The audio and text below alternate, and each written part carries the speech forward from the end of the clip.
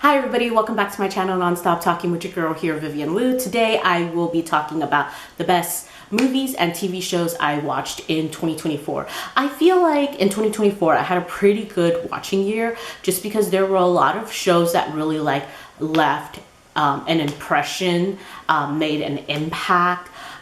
So yeah, I think 2024 was a really good watching year for me. In 2024, I got super addicted to Chinese micro dramas, 微短剧, and I watched like a lot of them, just breezed through a ton of them, and I have a lot of thoughts. So I think just to be fair, if I wanted to talk about them, they have to be like their own separate video. So if I find the time and motivation, then I will do a video dedicated to the Chinese microdramas I watched in 2024. So I am excluding those, and also I'm going to try to not include rewatches per the usual rules. And I was able to narrow the list down to 14 titles. And we're gonna do this countdown style, so let's go. At number 14, starting us off, is The Night Agent. I originally had no plans of watching The Night Agent. I remember I had just finished The Recruit and I didn't like The Recruit. And I was like, you know what? The Recruit and The Night Agent feel like it's kind of in the same vein. So I was like, yeah, no, I have no interest in watching The Night Agent. And it wasn't until a neighbor was like recommending it to me that I jokingly was like, okay, if we get snow and it's enough for it to be a snow day, then I will spend that snow day watching Night Agent. And lo and behold, heavens above was like, Vivian, you must watch Night Agent. Because I did get a snow day and I felt like I had to keep up my end of the bargain, which was to watch The Night Agent. And I did, and I actually really enjoyed it. So it all worked out. The second season is about to come out, so I'm looking forward to that. And I believe that the show has already been renewed, like a third season has already been promised. So that's very exciting as well. Here's the quick synopsis. FBI agent Peter is like manning this emergency line. One day he gets this call and he gets plunged into this I guess manhunt in trying to find like a mole in the highest level of the US government, while trying to like find the traitor to save the nation. He also has to protect Rose, who's this like former cybersecurity CEO who's like aunt and uncle just got killed. The show starts off with a bang, and from there it just takes off. It stays action-packed, it stays thrilling, it's just pure entertainment. There were some like plot points that I didn't necessarily agree with, which is why it's like lower on the best list, but it was still so good that it did show up on the best list. So thank you to my neighbor for this recommendation. At number 13 is Moonlight Chicken, which is a GMM-TV Thai BL drama series, and it has a remarkable ensemble cast. So the show has Earth, Mix, First, Caltong, Mark, Gemini, and Fourth. So the story starts with Jim, who is running this like chicken rice diner. One day he meets this, or one day like a customer comes in and he's drunk and he stays past like closing, and a relationship kind of blossoms from there, and they have like their hardships, and then we also follow Jim's nephew who lives with him due to reasons, and then also we follow the son of a chicken supplier, Kaipa. So there's like a lot of people and there's a lot of stories, but I think what really like makes Moonlight Chicken stand out is the fact that it's just sharing the stories of regular people. So all the characters are just like have these like normal jobs and really like normal struggles, and they're just fighting to like survive and live And I think like the stories that they touched on, it was very comforting and also just very relatable. And I think that's the genuine shining quality of Moonlight Chicken, is how relatable everyone's story is and how like down to earth the entire drama is. My only complaint is that because it was such a big cast and everyone had a story to tell, it was a little bit too short. I wish it was a little bit longer, but that doesn't change the fact that this was still like a really good drama series. Number 12 is Abbott Elementary Season 3. So what year did Season 1 come out? 2022. So in 2022, Season 1 was on my best list. And then in 2023, I was like, you know what? Season 1 already made it to my best list. Let's not talk about Season 2, even though I love it. And then now we are in 2024's best list. And I just feel like Abbott Elementary is such a consistently funny, witty, well-written show. The cast just gives us so much, such memorable dialogue. And I'm just like, you know what? It missed 2023's list, but it needs to come back onto 2024's list just to be celebrated as the gem that it is. It's a spectacular show. If you haven't seen it, watch it. It's so funny. And right now, Season 4 is airing, and Season 4 is still killing it. At number 11 is Maxton Hall, The World Between Us. So this is a German teen show, and I didn't know what I was getting myself into, but boy, it was some good shit. So in Maxton Hall, we follow Ruby, who is like your poor scholarship student.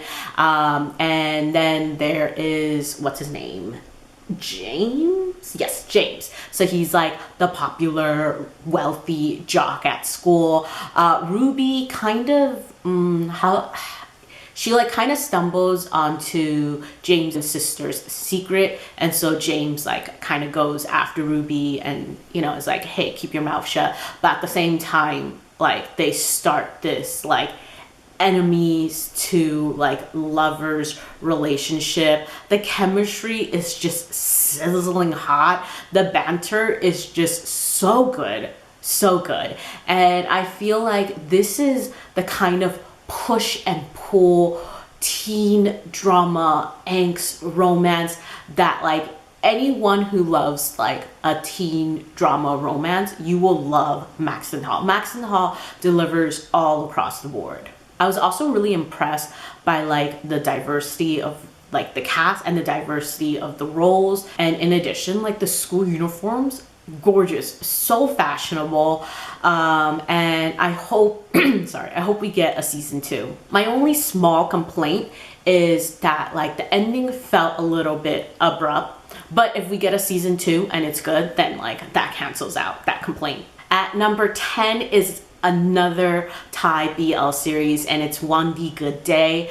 I will admit, One D Good Day has its flaws. It's not perfect by any means. However, it just made me really, really, really happy. So because of how like much happiness points it gave me, that's why it's so high on my list.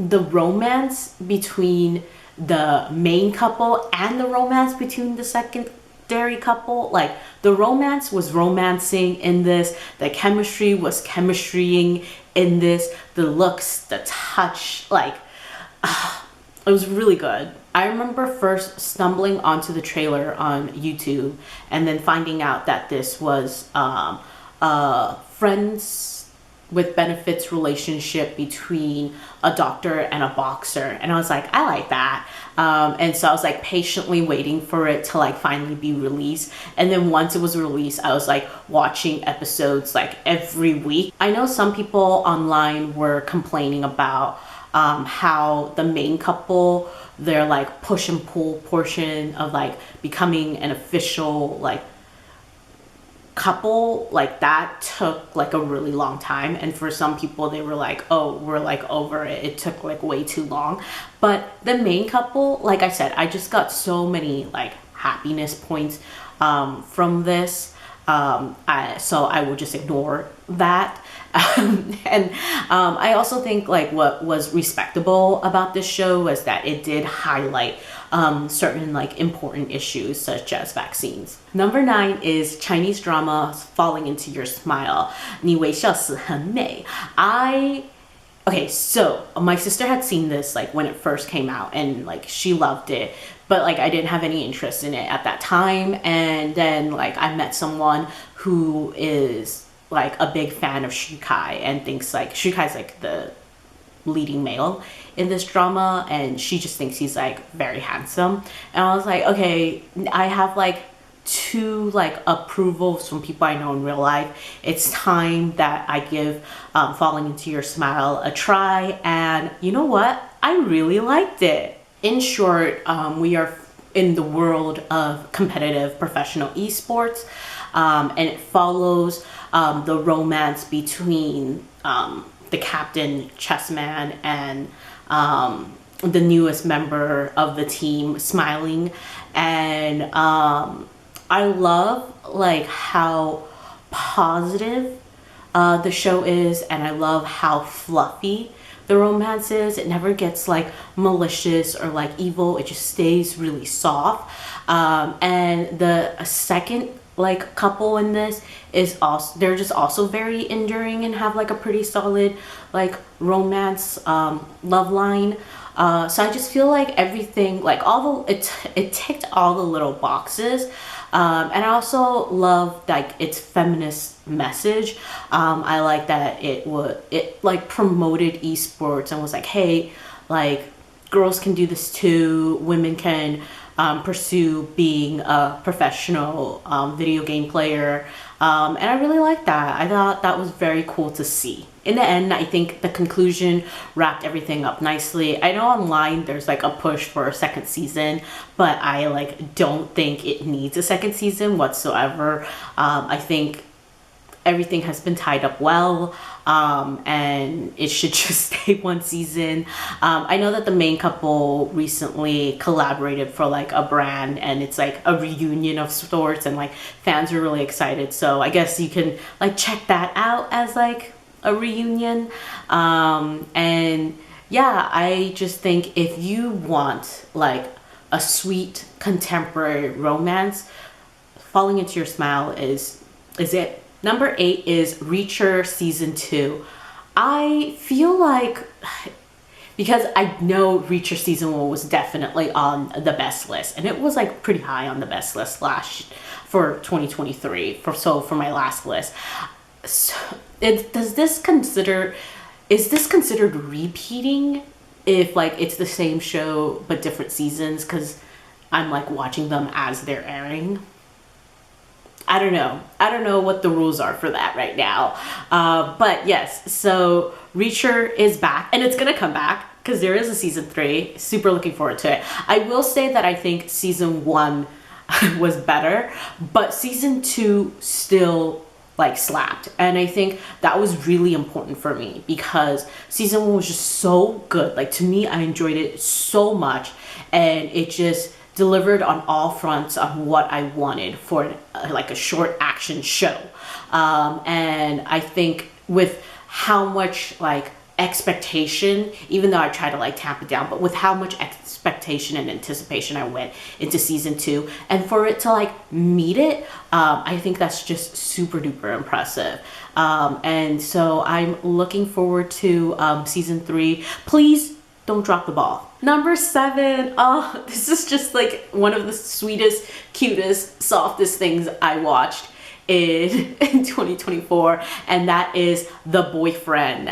So The Boyfriend is a Japanese reality dating show, and it's about these single men who are living together, and while they're living together they still go about like their daily lives, but like the show tries to, you know, obviously not only put them together by living together, they also have to run a food truck together. It's not a food truck, it's a coffee truck coffee truck together. And I just found it so wholesome and so lovely. When some like members graduated from the house, meaning like they left early, like some of them like really broke my heart. I was like, why can't you guys just stay and like think of it as like hanging out with your friends? Like it doesn't, you don't need to like, oh, I can't find love here and I need to leave. Just stay. I felt really bad for like the people who came in, like especially towards the end, especially like the last person who came in. They like definitely did not have enough time to like bond. But like I think what made the boyfriend work for me was obviously there was a successful couple and good for them. I hope they run a YouTube channel now, and I wish the best for them. But what really like solidified my love for the boyfriend was like you could tell like these friendships were being formed in like real time, and it's kind of cute watching like the interactions that they post on social media, whether it's fake or like manufactured. We can't be 100% sure, right? But living in that moment, I just found it super endearing, and I still find it super endearing. And like after watching the show, I also watched like, I think it was like the 7th-month reunion, or is it 6th-month reunion? And then I think there was like a boyfriend night like thing where like they brought all the people back. So yeah, I watched a lot of like the boyfriend content after this because I like could not let these people go. Like I want to be friends, like real life friends with all of them. I just think they're all so sweet and friendly, and I don't know, I just love them so much. Yeah, calm down, Vivian. So yeah, I just like found myself being so invested in these people, and you know what, the show did a really good job with that. So if you just want something sweet and wholesome to watch, I highly recommend The Boyfriend. And the thing was that like this became quite like a global sensation. I knew a lot of people who like watched it, from like coworkers, friends, yada yada. And I just remember like I had so many people to discuss The Boyfriend with, and I think that also like added like to my entertainment of the show. Oh, there's gonna be a second season, and I'm very much looking forward to it. I don't think like it can repeat the same magic because obviously the magic of the first show was the cast. Like the premise was good too, right? But obviously it's gonna be the people. So it's gonna be really interesting to see who's gonna be on the second season. I feel like a lot of times these like successful like dating shows, like Singles Inferno included, or even Love is Blind, their first season is very like good, and then the show gets too popular, and then they like pick people who are just like problematic or like dramatic for like the drama value and entertainment value, instead of people who are genuinely going there to like because they believe in the concept of the show. And also another thing that happens is like a lot of times they start getting people who were like there to become like popular, so then they can have like a social media or like an influencing career, which is just kind of like, oh, now you're just really defeating the purpose of this show. But I am going on a really long tangent right now. All in all, The Boyfriend was really good, and I hope that it will continue to be good in the second season. Number 6 is a French teen drama. Wow, like teen dramas are really like killing it in 2024. But yes, number 6 French teen drama. The title is Voltaire High. I hope I'm saying that correctly. The French name, I'm not gonna try to say it in French, but in English it translates to mix.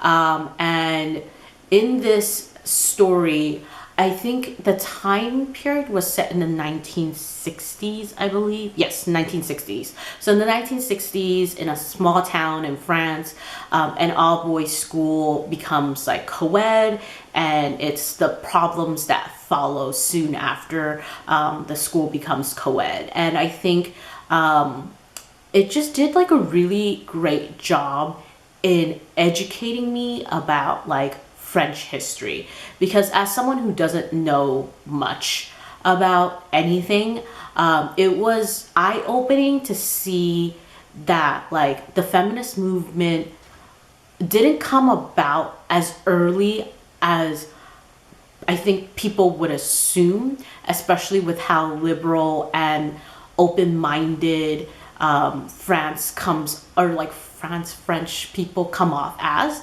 I don't know if I'm explaining that correctly, but no, it's really cool because I learned a lot from the show. I really like that not only were you following the students and like the issues that they were going through, but you were also following the like educators, like the teachers and stuff like that, and what they were going through. And it's crazy because there was actually one like female staff worker who was like, this is why the school shouldn't be co-ed. And I was like, wait, you got an education but you don't want other girls to get an education? Interesting.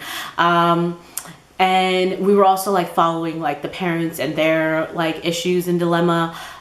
So yeah, there was just a lot happening, and I was like glued to my seat. I was just like, I want to know about everyone and everything and all their issues. And I think the acting was really good. The casting was just pretty spot on. There were a few things that I was kind of like, but I think all in all, this was like really good. I was trying to look up to see if there is a second season, but I don't really see any news about it. And it's going to make me really sad if there is never going to be a second season for it. I mean, I think it can live on its own as just one season, but there are some things that happen in the final episode where you're like, I would like to know what happened to these characters. Number 5 is Interview with a Vampire Season 1, because Netflix only has Season 1. So Netflix, do your thing, give me Season 2, because I love Season 1 and I need to know what happens in Season 2, please. So I remember watching the movie back in the day, but I don't remember how I felt about the movie. I'm assuming it was good. Like, I'm assuming I liked the movie.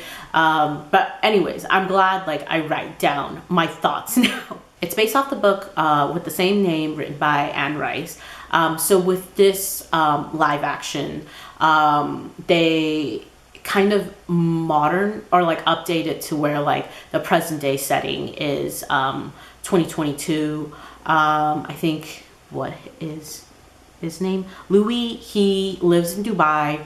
He finds a journalist to kind of like talk about his like vampire life. And the story kind of starts with him like becoming a vampire, and then from there how like he runs into another vampire, Lestat, and how he kind of forms like a found family that's like toxic with this fledgling teen vampire, Claudia. So yeah, so it's about their story. I thought the show was just really good. From like the beginning, it just really captivated me. I think the acting was really good, and I like the modern like twists and takes it took. And I was just like, wow, this is like really good.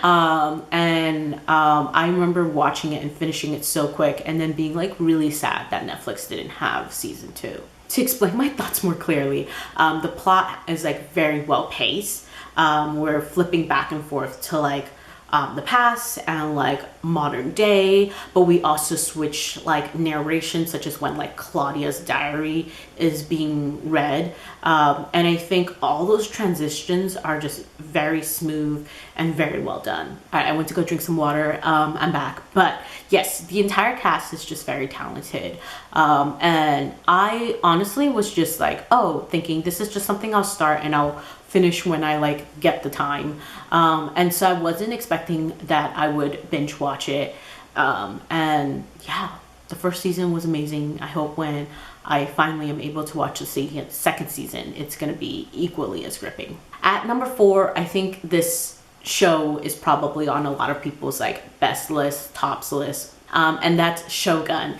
Is anyone counting how many awards Shogun has been nominated for, how many awards it has won, how many like first versus first in so many years this show has created? Like, there's so much praise for Shogun, and it's just very well deserved. So Shogun was actually a recommendation from a group of friends who decided like one day to watch the show together. I couldn't join them. However, I took that recommendation, and with another group of friends, we started the show together, and both circle of friends sang praises for this show. I think that just shows like how accessible it is to like the general public, and how it just has massive appeal. I'm gonna quickly just read like an online synopsis. So in 1600 Japan, Lord Yoshi Toranaga is fighting for his life as his enemies on the Council of Regents unite against him when a mysterious European ship is marooned in a nearby fishing village. One thing this show does brilliantly is the amount of respect it pays to the Japanese culture and the Japanese language. I wish it kind of did the same with Portuguese, but that's a whole different story for another time. I just think the acting, the cinematography, the setting, all of it was just fantastic, and there's a reason why it's just dominating award season. My only small complaint is that towards the end, I think it did a little more telling than showing, but I don't think that's a big deal. I know for sure we're getting a second season, and I don't know if I'm like highly looking forward to it, but I'm definitely looking forward to it. And when it drops, I'll probably watch it immediately. We are now heading into the top three, and I feel like with the top three, they can just be kind of like interchangeable in a way. I think they were all like fantastic and won like a solid place in my heart. So it was really hard to decide like of the three where they would stand. Honestly, it was kind of hard to put like Shogun at number 4 as well, but like, you know, I did what I did, and I'm gonna stand by it. At number 3 is The Sign. Wow, Thai dramas really dominated my 2024. Look at you, Thailand. So The Sign is also a Thai BL series, and I think I was just like massively impressed by the budget and the story and just like the intricacies. Like you could tell everyone on the staff, the crew, the cast, like they were dedicated into like giving us a good story. And I think sometimes it's hard to find that in the BL world, just because I do think sometimes shows fall into the easy trappings of like, oh, if we just give fan service or skinship, then our audience will buy into it regardless. We don't have to give good story, good acting, or anything. But The Sign really just breaks that, like, I guess sometimes like box that BL is shaped in, and they're just like punching through it, because The Sign has everything, right? It has romance, it has action, it has like there's like an introduction to, for me at least, it was an introduction to like Thai mythology and folklore. So there was like CGI, and I was just like, I was amazed. And the crimes that are being solved are actually like pretty gory, so it might not be like up to everyone's taste, but as a girl who grew up on Criminal Minds, like I love me a gory mystery. I like haven't even explained the synopsis yet. So we are following a group of like special task force police officers, and they go about solving some like heinous crimes, but they all like accumulate into like this overarching crime, and like I said, it just has everything, like romance, mystery, fantasy, and I think I have read that some people think it was like a little bit too action packed, but I think that like the action really like delivers. Plus the main couple, their chemistry, oh my god. Oh my god. Oh my god. Like I don't know how else to explain it. Like it's just so good. So good. Like I'm so excited for whatever like next project or even a second season of this. Like I just want to see them collab again because the chemistry was so good. There's a special episode, by the way, and that was also really good. Wow, I didn't expect myself to talk so much about The Sign. So let's move on. Number 2 is Fallout. I didn't really hear much about Fallout, honestly, until like after I watched it. But I was over at a friend's house and they were like shocked I had not seen Fallout yet because they were like in love with Fallout, and they were like just so wanting me to watch it that they started playing it on TV and was like, I will sit through a rewatch just so that you will watch it for the first time. And I started the show with my friend and I was really blown away. And I think why there is this rise of like video games into like shows and movies is because video games have just been telling really full, complete, whole stories that are unique and creative. The show starts off with an explosive bang, and from there it captivated me every single episode. I was really invested in this fictional world.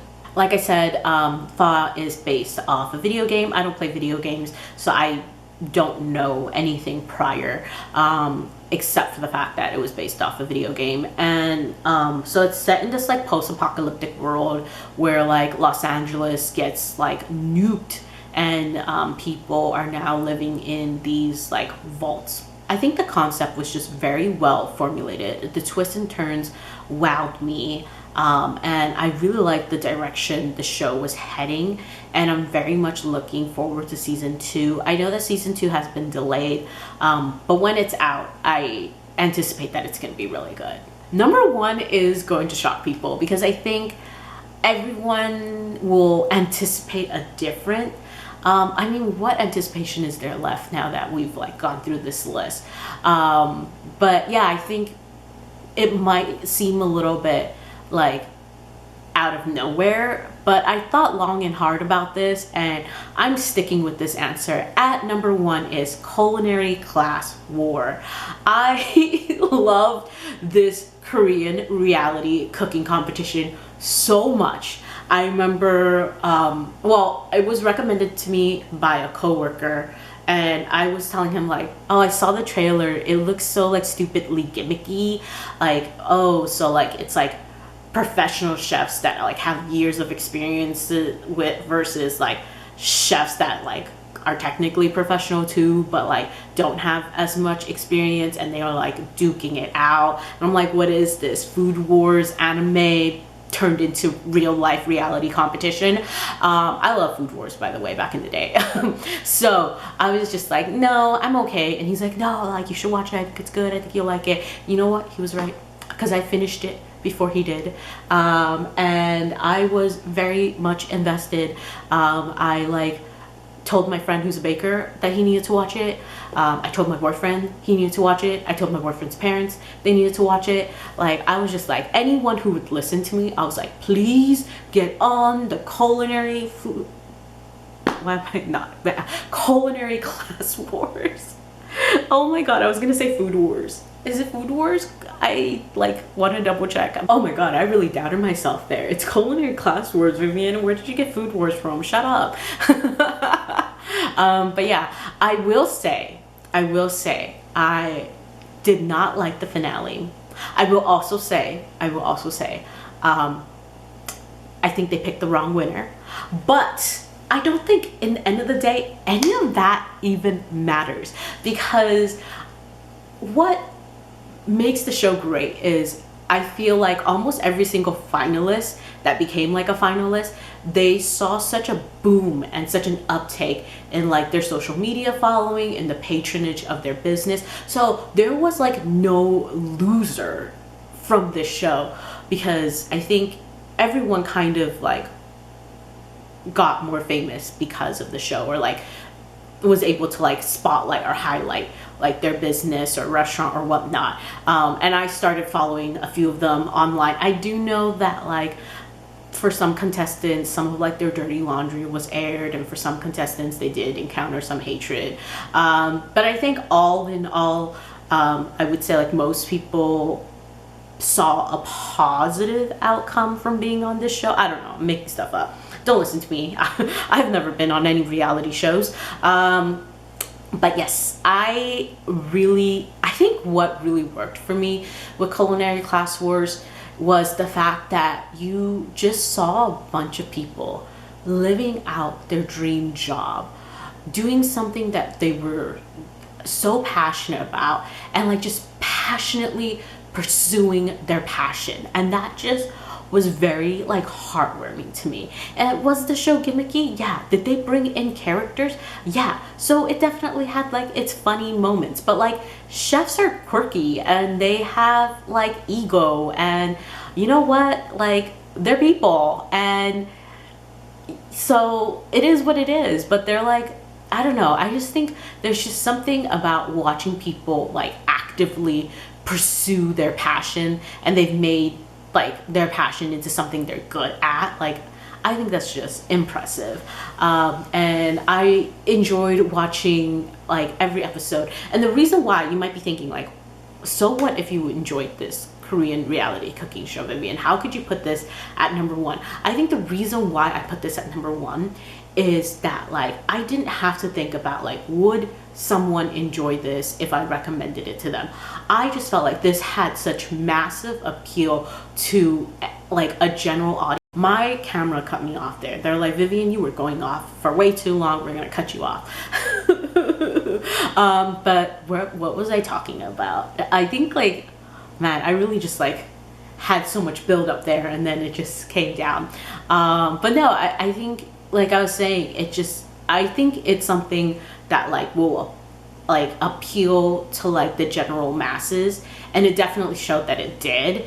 And I think in the end of the day, why it like is my number one is because I was able to recommend it and introduce it to a lot of people, and the people that I did introduce it to and recommended it to enjoyed it, and the people who like watched it on their own and then found out I was watching it and we were discussing it, they also enjoyed it. I don't think like even though there are debatable moments, I like that it also like caused that discussion. But I think like just in terms of like how long it stayed with me, because there were so many people who were watching it like after the fact, because I watched it pretty much like as it was coming out.